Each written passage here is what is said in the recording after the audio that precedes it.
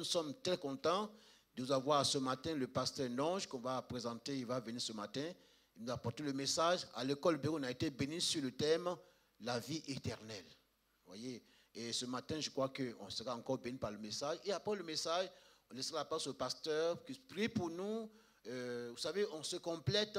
Sans toi, le pasteur, si tu as des choses à nous dire de la part du Seigneur, il va prier pour les malades, pour les uns et les autres, et on passera au Saint-Repas. Que Dieu soit béni. Est-ce qu'on peut accueillir avec joie notre frère, le pasteur Nonge, que nous accueillons avec joie ce matin?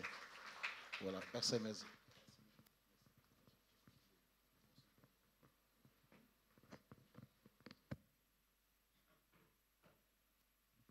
Gloire à Dieu. Gloire au Seigneur. Voilà, je voudrais vous charger les salutations de vos frères et sœurs de l'Assemblée de Dieu de Miro. Ils m'ont dit, écoute, pasteur, salut bien nos bien-aimés. On devait se voir il y a quelques semaines de cela, pendant la semaine de jeûne et prière. Et c'est vrai qu'avec le contexte sanitaire, c'était compliqué, mais nous l'avons reporté pour mi-avril, par la grâce de Dieu, du 19 jusqu'au 26. Nous pourrons nous retrouver ensemble pour lire la parole de Dieu, passer un temps dans les jeûnes et dans la prière. Voilà, ce matin, juste vous informer que je suis pasteur numérique, hein, voilà, 2.0 comme on dit, parce qu'on va lire pas mal de versets. J'ai pris la Bible, j'ai téléchargé la Bible sur mon portable, on est sur la traduction Louis Ségon. Et ce matin, je me suis vraiment réjoui, et c'est vrai que lorsque l'homme de Dieu est venu me voir en me disant est-ce qu'on peut partager le message avant la Sainte Seine, je lui ai dit écoute, sens-toi libre, et je pense que c'est vraiment conduit par le Seigneur, parce que ce matin, je voudrais parler du règne de Dieu, et vraiment l'équipe des louanges a été vraiment conduite, que Dieu vous bénisse à travers les chants que vous avez choisis. Et ce matin, vous savez, on parle tellement de nos problèmes, on aime tellement centraliser des choses sur nous, Seigneur, ça ne va pas, même si quand ça va, c'est ci, cela. Mais ce matin, je voudrais vraiment qu'on puisse focaliser notre regard sur le Seigneur. Parler de son règne, parler de ce Dieu qui existe depuis la nuit de temps, parler de celui qu'on appelle l'alpha et l'oméga, parler de celui qui a créé toutes choses depuis les temps anciens. La Bible nous parle des conseils anciens, c'est-à-dire bien avant que le monde soit, il est. Bien avant que le roi soit nommé, il est. Bien avant que les seigneurs puissants, Alexandre le Grand et d'autres, notre Dieu demeure et il existe depuis tous les jours. Il règne. Le règne de Dieu. Et ce matin, vraiment, je vais me réjouir ce matin à travers le message de la parole de Dieu qui te sera apportée ce soir, que tu puisses vraiment t'abandonner à ce Dieu glorieux, tu puisses vraiment t'abandonner, vraiment être vraiment dans cet esprit d'adoration, de célébration, oublier tes problèmes, parce qu'il nous dit hein, que est-ce qu'avec tes inquiétudes, tu peux rajouter une coudée à ta vie? C'est ça. Le problème, ça ne nous rajoute pas, ça enlève. Parce que le problème, ça nous enlève des heures de sommeil. Les inquiétudes, ça nous enlève des jours de sommeil. Mais ce matin, nous voulons louer le Seigneur. Nous voulons le bénir. Le règne de Dieu, mes frères et sœurs, c'est son autorité. Le règne de Dieu, c'est sa souveraineté. Le règne de Dieu, c'est sa domination. Son règne est lié à sa volonté. On ne peut pas dissocier le règne de Dieu de sa volonté. Et ça, c'est important. C'est important parce qu'aujourd'hui, Dieu, dans sa volonté, il nous a connectés à lui par Jésus-Christ. Ce qui veut dire que nous sommes le représentant de son royaume. Parce qu'on ne peut pas parler du règne sans son royaume. On ne peut pas parler d'un royaume sans le roi. Ouais. Parce que si tu parles d'un royaume où il n'y a pas de roi, c'est bizarre. Et nous, aujourd'hui, nous faisons partie du royaume de Dieu. Et le roi a un seul nom, ce n'est pas le pasteur. Le roi, c'est Dieu. Alléluia. Celui qui est assis sur le trône s'appelle Jésus-Christ, le Yeshua Mashiach. Et ce matin, c'est lui seul que nous voulons glorifier. Est-ce qu'on peut l'applaudir? Est-ce que tu peux réellement applaudir le Seigneur? Non pas par rapport à ton exaucement, Non pas par rapport à ta bénédiction, mais il faut l'applaudir. Et avec tes pieds, il faut l'applaudir. Les mains et les pieds, adorer, dédicacer. Celui qui est le Seigneur des Seigneurs, celui qui a vaincu la mort, celui qui t'a donné la vie éternelle, celui qui te donne le souffle de vie, celui qui te donne l'intelligence d'être parmi les grands de ce monde, celui qui te donne l'intelligence d'être parmi là où personne ne peut y entrer, celui qui ouvre la porte, c'est lui qui ouvre la porte que nul ne peut fermer, c'est lui qui ferme la porte que nul ne peut ouvrir, c'est lui qui dit un mot et ta maladie est chassée, c'est lui qui dit un mot et tes problèmes finissent, c'est lui que nous voulons applaudir ce matin, c'est lui que nous voulons adorer, que son nom soit béni. Amen, amen, alléluia. Gloire à Dieu, reprenez place, merci beaucoup. Le règne de Dieu. Nous allons lire dans Matthieu, chapitre 6, dans la prière de notre Père. Il aborde cette dimension, notre Seigneur Jésus. Matthieu, chapitre 6, à partir du verset 9. Matthieu, chapitre 6, à partir du verset 9. Je lis la parole du Seigneur, la version Louis Ségon. Voici donc comment vous devez prier. Notre Père qui es aux cieux, que ton nom soit sanctifié, que ton règne vienne, que ta volonté soit faite sur la terre comme au ciel. Donne-nous aujourd'hui notre pain quotidien. Pardonne nos offenses comme nous aussi nous pardonnons à ceux qui nous ont offensés. Ne nous induis pas en tentation, mais délivre-nous du malin, car c'est à toi qu'appartiennent dans tous les siècles le règne, la puissance et la gloire. Et nous disons Amen. De tous les siècles. La notion des siècles, c'est la notion de l'éternité. C'est une notion qui nous échappe parce que nous avons créé le temps, ce qu'on appelle le chronos, pour nous repérer dans cette notion de l'éternité. Et des fois même, ce temps nous échappe par rapport à certaines réalités. Mais dans ce temps, il y a un qu'on appelle l'architecte des temps, le maître des temps et des circonstances. C'est lui qui contrôle tout. C'est lui qui était, qui est, qui sera. Et c'est auprès de ce roi que nous sommes au service. Mon frère, ma sœur, ne jouons pas avec Dieu. Il n'est pas notre ami, même s'il nous appelle amis. Mais il n'est pas notre ami comme nous les humains, comme nous le pensons. Parce que nous, on croit que dès qu'on est amis, il est notre pote. C'est-à-dire que voilà, il est mon pote, je peux le tutoyer, je peux le parler n'importe comment. Non, non, non, non, mes frères et sœurs. Dieu est mystérieux. Et je le dis souvent, il est bizarre. Il est bizarre. C'est quand tu crois le connaître, c'est là tout d'un coup, il te montre une autre face. Tu dis, ah bon, c'est ces dieux-là. C'est dans cette réalité spirituelle nous y sommes. C'est dans cette réalité spirituelle que tu vis. C'est dans ce royaume, ce qu'on appelle le royaume des cieux, que nous faisons partie.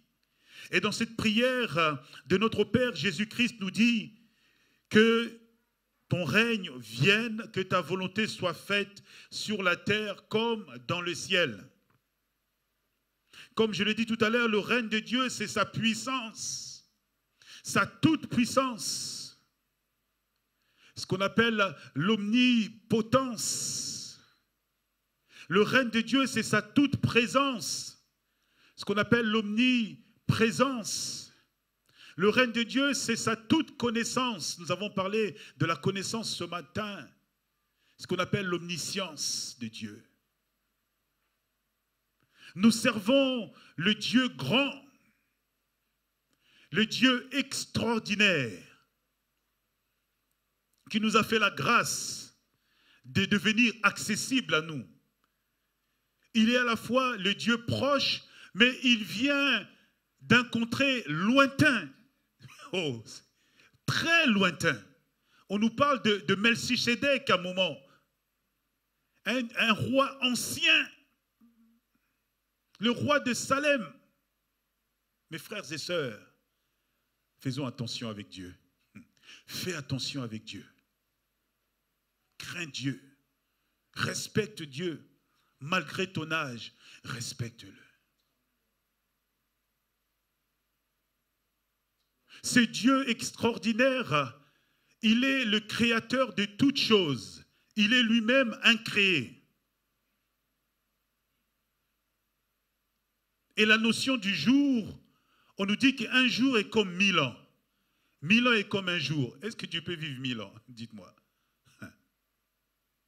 Et dans cette notion du temps, nous sommes là. Son Église. Il prend de l'intérêt. Il a mis de l'affection dans son Église que nous sommes. Il a mis de l'affection sur ta vie. Alors qu'à l'échelle de la terre, nous sommes pires que de vermisseaux, on ne nous voit même pas. On ne voit même pas l'homme. Et ce Dieu glorieux, il y a un qui semblait le connaître, on l'appelle Lucifer, l'ange de lumière. Lui, il est créé de diamants, nous sommes de poussière. Mais Lucifer ne comprend pas. Il ne comprend pas l'amour que ce créateur, le Dieu créateur, a pour nous. L'intérêt qu'il a pour son Église. C'est pour cela que Lucifer est farouche. Il ne nous aime pas. Le diable ne nous aime pas. Et il a pris volontairement la résolution, lui aussi, de créer un royaume. Ce qu'on appelle le royaume des ténèbres. Le royaume de ce monde. Puisqu'il était à côté de Dieu, et la Bible nous dit que Dieu l'a précipité à cause de son orgueil. Qu'avons-nous, mes frères et sœurs, pour nous glorifier? Tout ce que nous avons, ça vient de Dieu, c'est un don de Dieu. Moi-même qui vous prêche la parole, qu'ai-je pour me glorifier? C'est une grâce que Dieu me fait. D'entrer dans cette dimension de la révélation et apporter à son peuple. Qu'avons-nous à hausser les épaules? Qu'as-tu qui ne t'a pas été donné, mes frères et sœurs? C'est pour cela que c'est important pour nous ce matin de comprendre que le règne de Dieu, ce n'est pas simplement un concept évangélique. Ce n'est pas simplement un concept d'une croyance théologique ou autre. Mais le règne de Dieu, c'est la réalité. Dieu est tout en tous. Il est plein. Et quand Dieu arrive quelque part, il ne prend pas simplement une partie, mais il prend le tout. Vous voyez ce que je veux dire? Et c'est dans cette dimension de tout en tout, tout est accompli, que Dieu veut que son règne vienne dans ta vie. Que son règne s'impose dans ta vie. Parce que si Dieu ne règne pas en moi, c'est quelqu'un d'autre qui règne. C'est comme ça avec Dieu. C'est soit ma chair, c'est soit moi-même, mais qui suis-je devant Satan? Qui sommes-nous devant Satan? Qui es-tu devant ces montagnes? Nous ne sommes rien. Celui qui fait que nous sommes quelqu'un devant Satan, c'est le nom de Jésus. C'est la présence de Jésus. C'est sa grâce à notre égard. C'est sa présence, c'est sa vie en nous. Et il a déposé en nous cette foi, ce don vraiment inexprimable, inestimable, extraordinaire. Et nous avons besoin de comprendre de cela. Le règne de Dieu est accompagné de sa volonté. Et comme souvent j'aime dire, sa pleine volonté dans la vie du croyant. La beauté de sa création et sa bonté qui se renouvelle à chaque matin. Son amour avec un grand A, cet amour agapé, manifesté pour chacun d'entre nous. Et Satan en est jaloux. Il a de la haine pour toi. C'est pour ça que nous ne sommes pas redevables à la chair. Nous ne sommes pas redevables à l'iniquité ni au péché. Parce que ce sont les portes ouvertes aux puissances des ténèbres, mes frères et sœurs. Tu ne dois pas être rédevable à l'amour du monde, parce que derrière toute cette ambiance que nous voyons dans le monde, ils célèbrent, ils adorent un petit Dieu, c'est Satan. Que tu veuilles ou non. Parce que quand tu creuses, finalement tu commences à voir qu'il y a une autre réalité spirituelle. Le Seigneur nous dit, en dehors de moi, il n'y a point de salut. En dehors de Dieu, en dehors de Jésus, il n'y a point de salut. Il n'y a de salut en aucun autre, car il n'y a sous les ciels aucun autre nom qui nous a été donné, si ce n'est que le nom de Jésus-Christ de Nazareth, Yeshua Mashiach. Il est venu accomplir la pleine volonté de Dieu sur la terre. Il dit que le royaume des cieux s'est approché de vous. Il est là, le royaume des cieux est proche de vous, c'est le Christ. Et nous avons la grâce, mes frères et sœurs, ce matin. Et nous devons, tous les jours de notre vie, exprimer à Dieu, Seigneur, que ton règne vienne. Et j'aime cette parole de Daniel, chapitre 7, à partir du verset 13.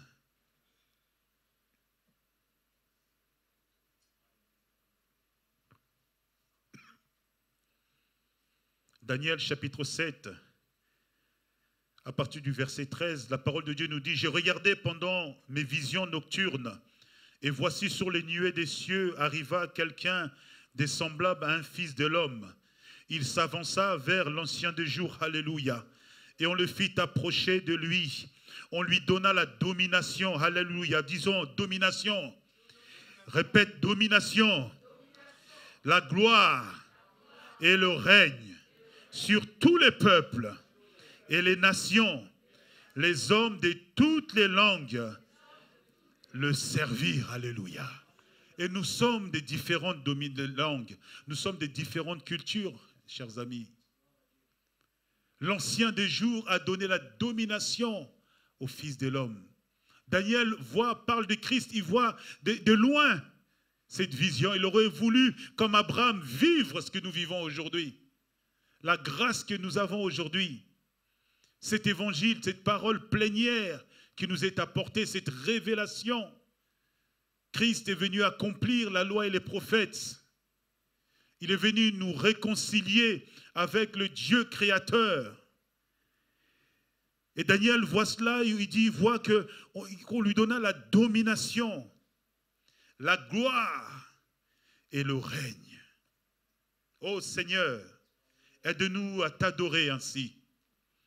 Aide-nous, Seigneur, avant même de te demander quoi que ce soit, à pouvoir te louer avant tout, à pouvoir élever notre Dieu comme nous le faisons à travers les chants, à travers l'adoration, mais que moi aussi dans ma maison, que je puisse adorer Dieu, que je ne puisse pas des adorations par procuration. C'est fini la procuration, mes frères et sœurs. Il y a beaucoup de chrétiens qui font des choses par procuration. S'il n'y a pas un support musical, je ne peux pas louer Dieu. S'il n'y a pas une voix quelque part qui me parle, je ne peux pas lire la parole. Ça, c'est la procuration, mes frères et sœurs. Nous ne sommes pas des chrétiens par procuration. Nous sommes des enfants de Dieu. Nous sommes des hommes et des femmes sauvés par le Seigneur. Et il nous a donné autorité. Il a dit, voici, je vous ai donné le pouvoir, alléluia, de marcher sur les serpents, de marcher sur les scorpions, de marcher sur toute la puissance des malins, et rien ne pourra vous nuire. Oui, mes frères et sœurs, cette domination, nous l'avons en Jésus-Christ. Ce règne, nous le vivons avec le Seigneur. Et nous en avons besoin. Parce que le Seigneur, notre Dieu, est l'unique roi. Nous croyons aussi que le royaume des cieux n'est pas simplement en parole, mais c'est aussi en acte et en puissance. Lorsque l'évangile est prêché, il y a une confrontation spirituelle, mes frères et sœurs. C'est pour ça qu'il ne faut pas se laisser distraire. Parce que j'ai parlé des royaumes des ténèbres qui ont pour roi Lucifer, Satan. Et eux aussi travaillent sur la terre. Ils veulent imposer le règne des ténèbres sur la terre. Ils veulent égarer au maximum notre génération. Mais nous sommes les représentants du royaume de Dieu. Et nous avons cette autorité nous avons ce devoir de pouvoir libérer la parole du Seigneur par l'évangile. Manifester une foi pleine, merveilleuse. Parce que ceux qui viennent des puissances des ténèbres, ils sont assujettis aux démons. Et les démons les mènent vers des vies mauvaises, des vies malheureuses. Et ces personnes, lorsqu'elles reviennent à l'église ou bien elles viennent à l'église, elles sont dans des états compliqués.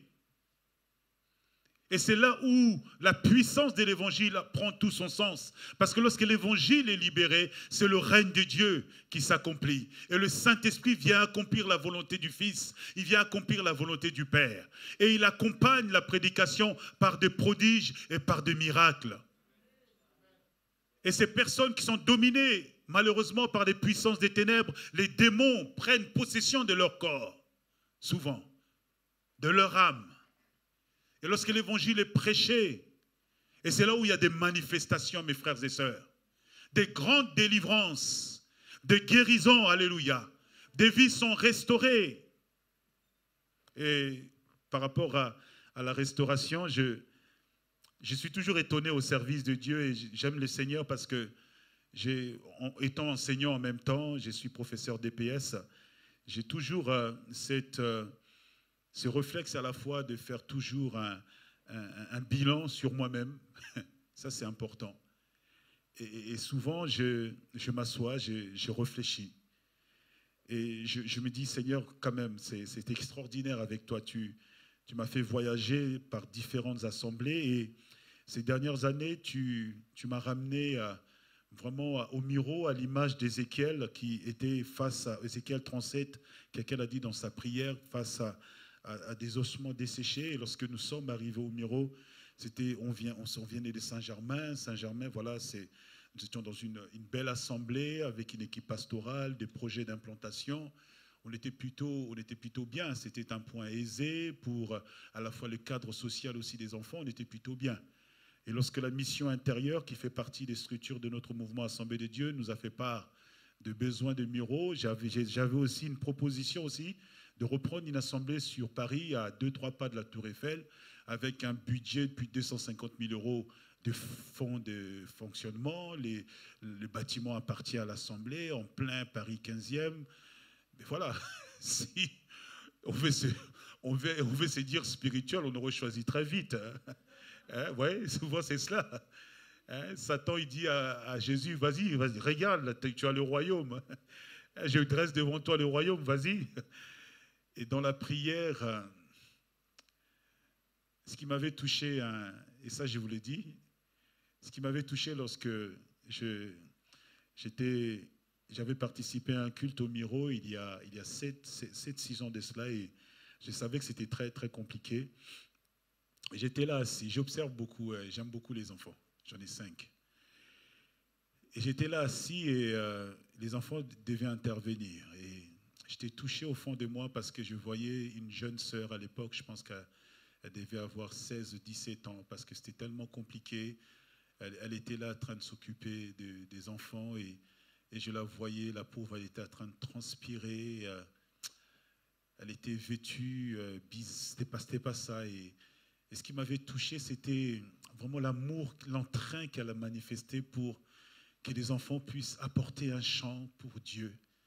Et j'ai dit, Seigneur, l'église, ce n'est pas que le bling-bling. J'aurais pu rester à Saint-Germain tranquille, avoir mon salaire, être bien. Et lorsque cette proposition nous a été faite part, et je savais que ça allait venir très rapidement, j'aurais pu choisir Paris 15e, être tranquille, une grande assemblée qui a un héritage de plus de 50 ans, 60 ans. Et puis implanter des églises sur Paris. Tout le monde veut aller à Paris. Mais finalement, dans la prière et en concertation avec... on est dans... Quelqu'un disait, bon, à l'église, on n'aime pas trop parler de la démocratie, mais bon, je prends quand même pas après. Mais j'ai concerté la famille, parce que je ne suis pas seul. Et puis j'ai voilà, mes gouvernements là, qui sont là, et Ça va de 6 ans jusqu'à 21 ans. Voilà. C'est celui qui a 6 ans, celui c'est le procureur, lui. Dès qu'il ouvre sa bouche, il parle, et puis moi-même qui suis le papa, je suis assis et j'abdique, je dis oui, tu as raison. Et puis j'ai fait part à ce besoin. Au début, il y a eu le silence. Et j'ai vu la reine-mère, mon épouse, et j'en ai parlé. Au début, ils n'ont rien dit. J'ai dit, prions. Mais moi, j'étais déjà quelque part convaincu que c'était au Miro, il fallait que j'aille, parce que quelque part, c'est un peu mon ministère. Un ministère de restauration. Et quelques jours après, je réitérais encore, on s'est regroupés. Et j'ai ma petite Dorcas qui m'a dit, écoute papa, c'est vrai qu'on est bien sur Saint-Germain, mais quand même au Miro, ils ont besoin de nous quand même. Ils ont besoin de nous, il faudrait qu'on y aille quand même. J'ai dit, ouais, tu as raison ma fille. Et lorsque j'ai donné l'accord à la mission intérieure, il fallait tout restructurer. Financièrement, l'église n'était pas autonome. Il fallait restructurer les 3 associations et casser un peu ces sceptres de dépendance à l'Assemblée des Mantes-la-Jolie pendant plus de 20 ans. L'Église, lorsqu'elle devait arriver à l'autonomie, il y avait une épreuve, division tout d'un coup, systématique. Voilà, c'était un peu les travaux qui m'attendaient. Mais je regardais à Dieu. Quelqu'un disait, vaut mieux aller dans le désert avec le Seigneur que de rester dans le palais sans le Seigneur. Tellement de gens sont dans le palais sans le Seigneur et ils en sont malheureux. Très peu vont dans le désert avec Dieu.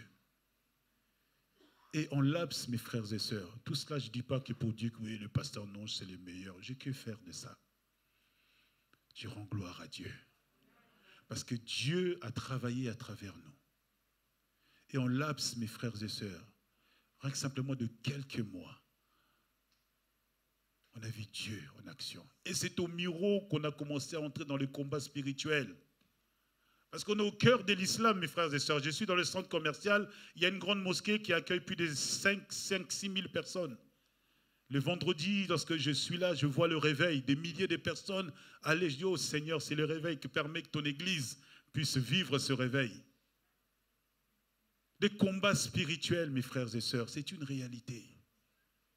Mais si tout le monde, si on part tous, si tout le monde déserte pour aller dans les endroits où on est dans les émotions, où on est dans le budget, où on est dans le plus, où on est là, on assemble. Je ne dis pas que Dieu n'est pas là, hein? Dieu est là aussi. Hein? Mais il faut des hommes et des femmes qui se lèvent. La France a besoin. La France a besoin, mes frères et sœurs. Le règne de Dieu, Dieu a besoin de nous. Parce qu'il a fait de nous des collaborateurs, des participants à son royaume. Et ça, c'est important. Que là où nous sommes, nous représentons le royaume des cieux. Là où Dieu t'a placé, même si tu es toute seule, dans ton entreprise, dans ta maison, tu es le représentant, digne représentant du royaume de Dieu. Même si les combats et comment, la Bible nous dit que celui qui est en nous est bien plus grand et sont bien plus nombreux. Alléluia. Le char d'Israël dira, Seigneur, ouvre les yeux de ces serviteurs incrédules, Géasi, afin qu'ils puissent voir l'armée de Dieu qui campe autour des montagnes. Parce que la troupe syrienne était assemblée pour combattre. Mais l'homme de Dieu était serein. Mes frères et sœurs, non, dans cette église de Miro, non. Quelle richesse, waouh! Quelle gloire! Quelle puissance! Peut-être en apparence, les gens le voient juste d'une façon physique, mais il faut le voir dans la dimension spirituelle. Quel amour extraordinaire! Et nous y sommes encore. On ne sait pas pour combien de temps, mais nous y sommes encore. Et nous bénissons les seigneurs. Mon frère, oui, c'est vrai, il y a des sacrifices. C'est vrai, il fallait que j'arrête mon travail où il y a une baisse des salaires de plus de 50%. Oui, il y a une prise des risques, oui. Mais je comptais sur Dieu. Parce que dans la gloire de Dieu, mes frères et sœurs, ce qui fait la gloire, c'est le poids, c'est ce qui pèse. Tu peux gagner comme moi, peut-être, je donne, je sais pas, mon salaire a baissé grandement. Je devenais à 1000, 1200 euros. Mais dans ces 1200 euros, mes frères et sœurs, il y a tout le contenu de la gloire de Dieu. Toi, tu peux gagner peut-être 3 000, 5 000 euros, mais les voleurs viennent, les dépenses inutiles. Mais maintenant, quand tu es dans la gloire de Dieu, tu es dans la volonté de Dieu, tu es dans le règne de Dieu, peut-être ton salaire est diminué, moins 3, et divisé par 3. Mais ces 1000 euros qu'il te faut, Dieu met sa gloire. Les mois passent, tu as encore de l'argent sur ton compte. Et c'est ce que j'ai vécu, mes frères, et je vis encore cela. Les portes qui s'ouvrent, des projets qui étaient fermés, Dieu ouvre les portes comme ça. Je me dis, waouh! Parce que j'ai obéi à la volonté de Dieu. Parce que je n'ai pas regardé à mes propres intérêts, mais j'ai regardé aux intérêts du royaume. Je n'ai pas regardé par rapport à mes biens matériels, mais j'ai regardé à ces richesses extraordinaires de notre Dieu. Parce que le peuple de Dieu avait besoin. Et Dieu a fait grâce. Aujourd'hui, les 3 associations ont leur autonomie. Ils ont leur numéro INSEE. 2 associations culturelles. Une association AFP, Famille protestante, et l'association Port d'Espoir, qui est l'association solidaire, qui nous prend beaucoup de temps. Et Dieu, dans sa grâce, a ouvert la porte. Un grand partenaire, magasin Métro, on a l'exclusivité. Eux qui travaillent avec des restaurateurs, Dieu nous permet tous les jours d'aller chercher à manger et puis aider les familles, tous les jours. C'est du boulot, parce que là aussi, gérer la bénédiction de Dieu, j'en parlerai un jour, là aussi c'est autre chose, c'est d'autres problèmes. Parce que c'est là où le problème qui s'est produit entre Lot et Abraham. Parce que la gestion de la bénédiction n'a pas été bien faite. Pas de la part d'Abraham, mais Lot, il a voulu prendre la place. Et je bénis le Seigneur pour cela. Oui, mes frères et sœurs, tous ces témoignages, tout cela pour vous parler du règne de Dieu lorsque nous sommes dans la volonté, lorsque nous sommes soumis au plan de Dieu. Là où les portes étaient fermées, Dieu ouvre les portes. Là où tu crois peut-être à l'échelle humaine, il y a comme tu es rabaissé socialement. Mais tu es rabaissé socialement par rapport à qui? Par rapport à quelle évaluation? Par rapport à quels critères? Est-ce que c'est par rapport aux critères des hommes? Si tu réfères ta vie par rapport aux critères des hommes, tu es le plus malheureux, tu es la plus malheureuse. Ta vie doit s'aligner aux critères de Dieu. Oui, ta vie doit s'aligner aux critères de Dieu. Parce que le règne de Dieu est un règne éternel. Et le temps de Dieu est bien plus que le temps chronos. Parce que quand tu rentres dans le temps kairos de Dieu, des choses, peut-être des années que tu as cru perdre, Dieu va te permettre en quelques mois que tu le rattrapes au nom puissant de Jésus. Je parle à quelqu'un. Oui, mon frère, ma soeur, obéis, crains Dieu. Ne te dis pas, non, c'est trop tard. Trop tard par rapport à qui? Trop tard par rapport à quoi? Quels critères? Tu es venu seul et tu partiras seul. À qui tu rendras compte? À Dieu. Et si Dieu te permet pendant le parcours de ta vie que tu traverses ce parcours avec une femme, avec un homme qui est ton époux, ton épouse, managez ensemble, parlez ensemble, mettez vos projets en totale soumission à la volonté de Dieu et à son règne. Et la parole de Dieu nous dit, si tu crois, tu verras la gloire de Dieu. La gloire de Dieu appartient à Dieu. Dieu intervient au moment où tu ne t'attends pas.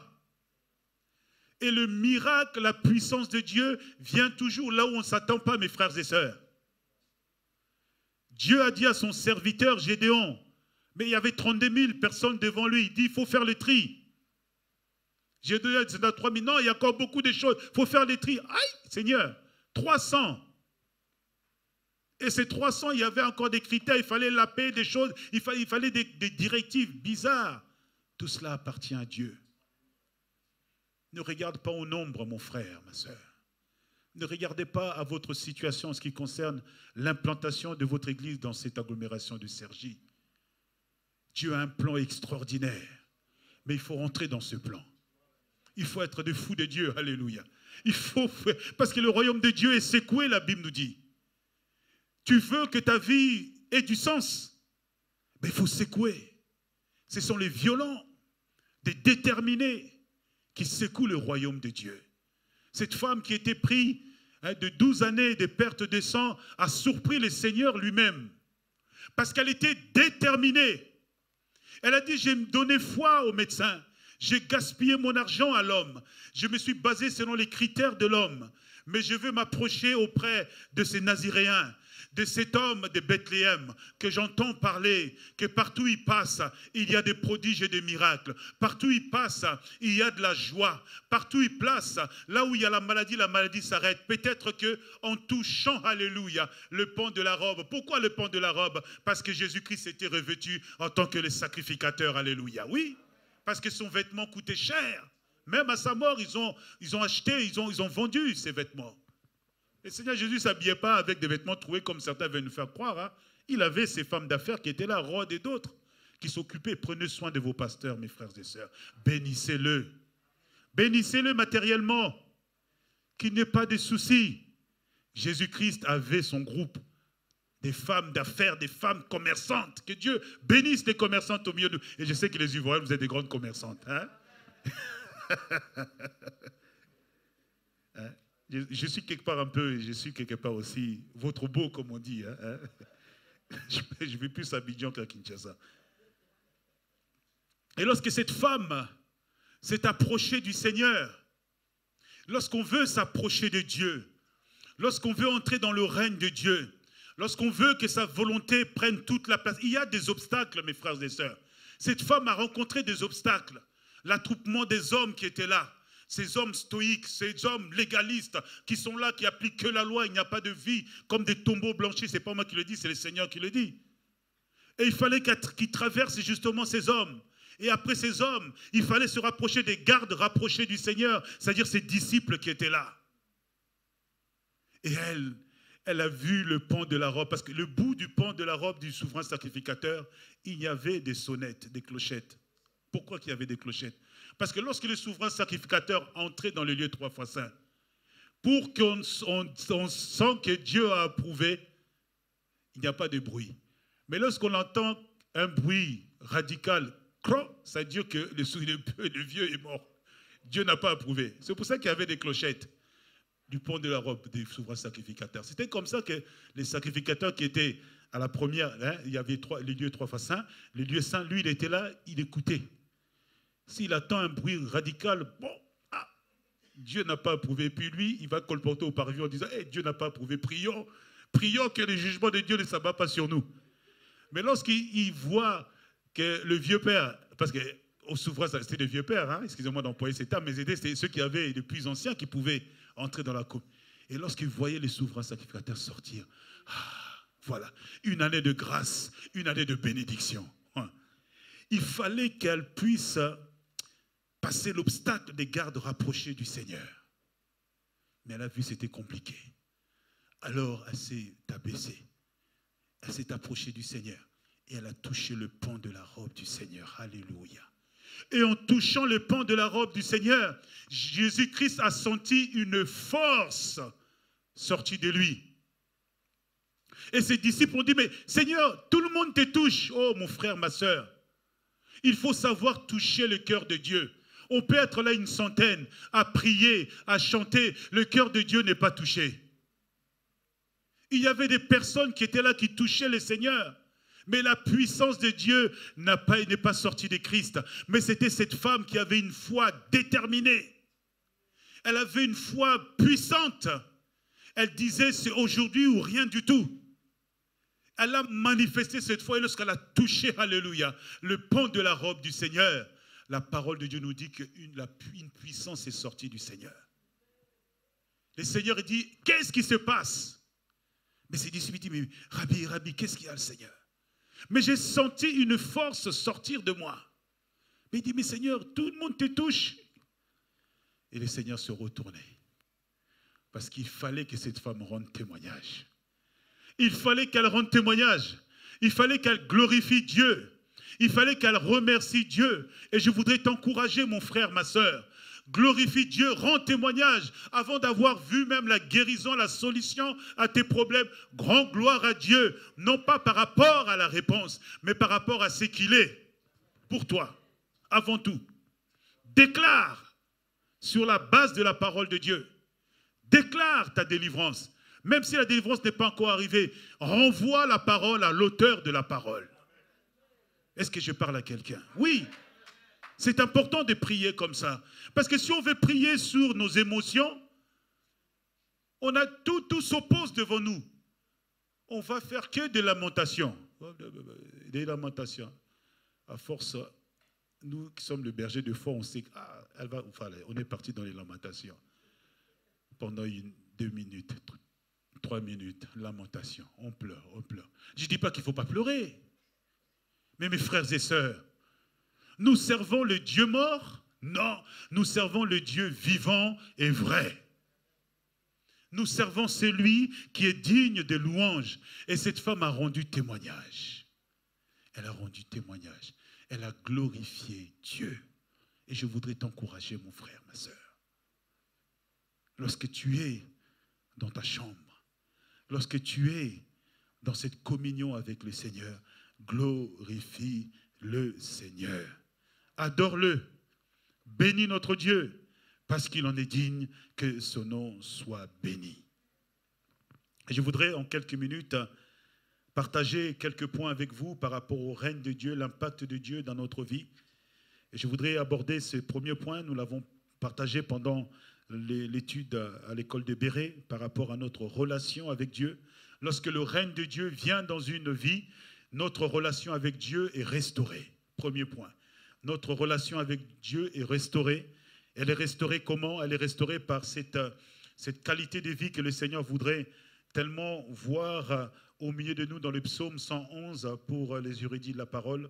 Vous connaissez ce psaume 111 à partir du verset 10. Le psaume 111 à partir du verset 10. Lorsque notre relation avec Dieu est restaurée, lorsque le règne du Seigneur est instauré dans nos vies, il y a des changements radicaux. Et dans ce psaume 111, verset 10, je lis la parole du Seigneur. Le psaume 111, verset 10 nous dit que la crainte de l'Éternel est le commencement de la sagesse. Tous ceux qui l'observent ont une raison saine. Sa gloire subsiste à jamais. Notre relation avec Dieu change. Lorsque le règne de Dieu s'impose dans notre vie, dans la prière de notre Père, on dit que ton règne vienne. Le règne de Dieu produit en nous la crainte de Dieu, le respect de Dieu, mes frères et sœurs. Oui, parce que je comprends que j'ai un seul maître et Seigneur, c'est Jésus-Christ de Nazareth.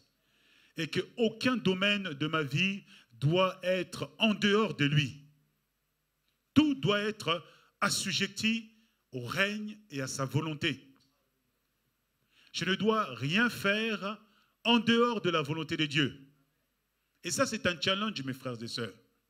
Parce que nous sommes des rebelles dans l'âme, hein, qu'on y veuille ou non. Hein. L'être humain est toujours en train de remettre en cause, indirectement, on lutte avec Dieu comme Jacob, et on croit qu'on va l'emporter. Oui, Jacob, son nom a changé, mais il n'en est pas sorti indemne. Hein. La hanche était bien amochée, hein, ce qui fait qu'il marchait bizarrement, parce qu'il a cru se battre avec Dieu. Il a cru lutter avec Dieu. Il a cru remporter avec Dieu. Non, tu ne peux pas remporter contre Dieu. Mais soumets-toi à Dieu. Que la crainte de Dieu qui produit la sagesse, que la crainte de Dieu anime nos cœurs. Faisons les choses avec crainte devant Dieu. Craignons Dieu dans tout ce que nous faisons. Craignons Dieu dans le service que Dieu nous permet, parce que c'est un privilège pour nous d'être à son service. Craignons Dieu en tant que jeune. Toi qui n'es pas marié, garde ton corps pur pour ton futur époux, ta future épouse. Ne va pas t'associer à des relations bizarres si Dieu n'est pas dedans. Ne va pas offrir ton corps, je parle aux garçons comme aux filles, au premier venu. Non, ton corps est avant tout le temple du Saint-Esprit, l'habitation du Dieu vivant et vrai. Que Dieu nous bénisse, que le Seigneur nous aide. Et je voudrais faire ce psaume, le psaume chapitre 1er que vous connaissez bien. On va lire les 6 versets. Lorsque le règne de Dieu vient dans une vie, il y a des changements radicaux, comme je l'ai dit, dans cette relation restaurée avec Dieu. Il y a aussi cette parole aussi du psaume chapitre 1er qui nous dit « Heureux l'homme qui ne marche pas selon les conseils des méchants, qui ne s'arrête pas sur la voie des pécheurs, qui ne s'assit pas en compagnie des moqueurs, mais qui trouve son plaisir dans la loi de l'Éternel et qui la médite jour et nuit. Il est comme un arbre planté près d'un courant d'eau qui donne son fruit en sa saison et dont les feuillages ne se flétrit point. Tout ce qu'il fait lui réussit. Amen.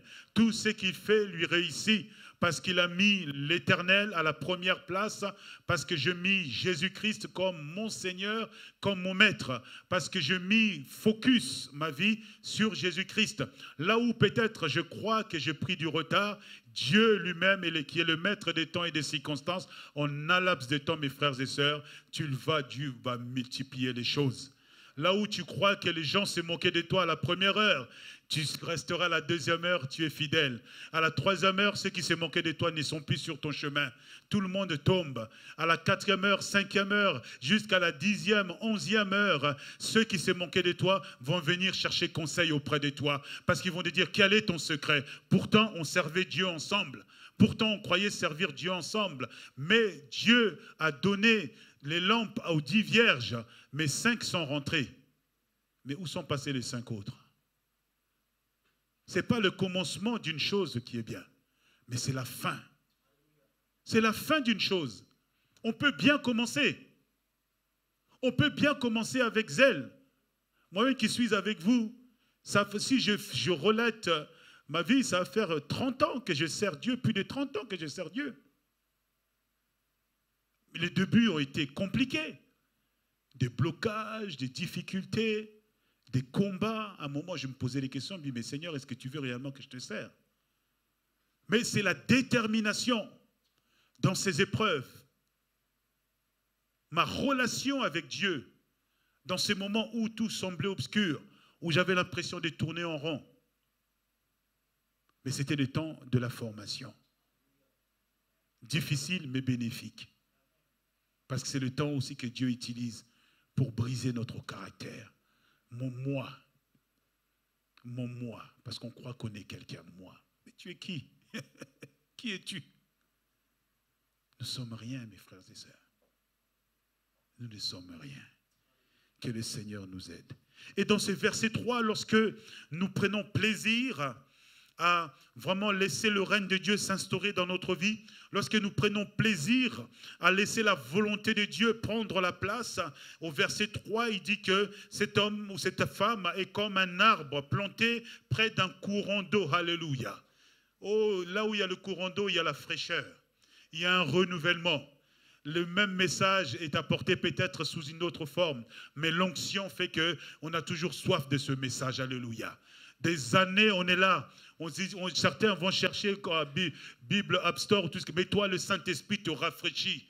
Tu es là assis, il te parle dans les visions nocturnes comme Daniel. Tu es là assis, tu entends la voix de Dieu. Tu es là dans le travail, tu regardes et tu as l'inspiration de Dieu. Mon frère, mes sœurs, soyons de ceux qui ont cette inspiration authentique du Saint-Esprit.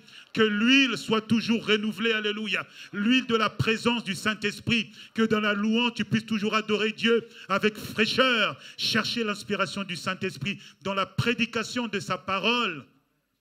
Que ta parole, Seigneur, soit renouvelée en moi, Seigneur. Afin que tu puisses me nourrir moi-même et pouvoir aussi nourrir ton peuple dans les noms puissants de Jésus.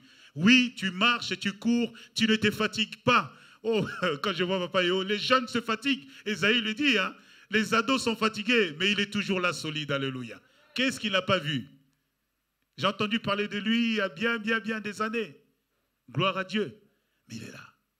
Et c'est ça qui est important. C'est de tenir dans les bons comme dans les mauvais jours. Nous sommes dans une génération micro-ondes. On veut que tout soit prêt tout de suite. Génération. Dieu n'est pas ton micro-ondes, mon frère, ma soeur. Dieu n'est pas ta télécommande pour aller passer des heures devant Netflix. Là, il n'y a pas de souci. Là, il n'y a pas de problème. Mais quand il s'agit d'être dans la prière, oh, je suis fatigué. Mais lorsque vous êtes dans tes séries indéfinies, on n'est pas fatigué. Parce qu'il faut parler de quelque chose avec les collègues. Je sais, j'ai travaillé aussi. Il faut parler de quelque chose avec les collègues. Ah, est-ce que tu as vu la série d'hier? Ah oui, c'est vrai. Oh, je suis à quelle série? Je suis à la 10e. Et toi, t'en es où? Ben, moi, je suis encore au premier. Oh là là. Et là, vous passez des heures et des heures. Alors que la pauvre collègue, elle est en dépression. Elle est fatiguée par des démons. Elle a besoin de l'évangile. Elle n'a pas besoin que tu lui parles de série. Elle a besoin que tu lui parles de Jésus. Mon frère, ma soeur, que tu sois comme cet arbre, planté près d'un courant d'eau, et qui donne son fruit en sa saison, alléluia, qui porte du fruit en année 2022, qui porte du fruit, si Dieu le permet, en année 2025, 24, 30, 40, si Jésus-Christ ne tarde pas, que l'Église porte du fruit, que l'Évangile soit toujours d'actualité, que ton ministère, ton service soit toujours d'actualité, afin d'impacter et de gagner des âmes. Mon frère, ma soeur, craignons Dieu, respectons les seigneurs. Et je voudrais finir, parce que le temps avance, par ces derniers points. Lorsque le règne de Dieu impacte une vie, Dieu rend notre postérité puissante sur la terre. Est-ce que tu peux me donner un amen puissant? Un amen convaincant. Un amen ressuscité. Gloire à Dieu. Tu n'auras pas peur de ta postérité. Quand le règne du Christ vient en toi, même si tes aïeuls, on nous parle des héritages spirituels maléfiques, ça c'était avant toi. Maintenant que tu es en Christ, tu es en train de dessiner une nouvelle page pour ta postérité. Tu es en train de dessiner une nouvelle page pour le nom, parce que le nom a son importance. Tu es en train de dessiner une nouvelle page, parce que ton nom, certes tes arrière-grands-parents essaient de faire ce qu'ils pouvaient, mais ils vivaient aussi leur réalité. Certains étaient sans Christ. Mais toi, aujourd'hui, tu as le Seigneur. Et le Seigneur dit dans ce psaume 112, et je finirai par cela, le psaume 112,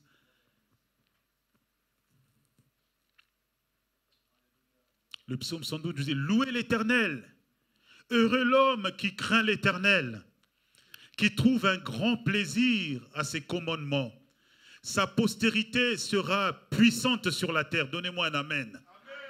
La génération des hommes droits sera bénie. Donne-moi un amen.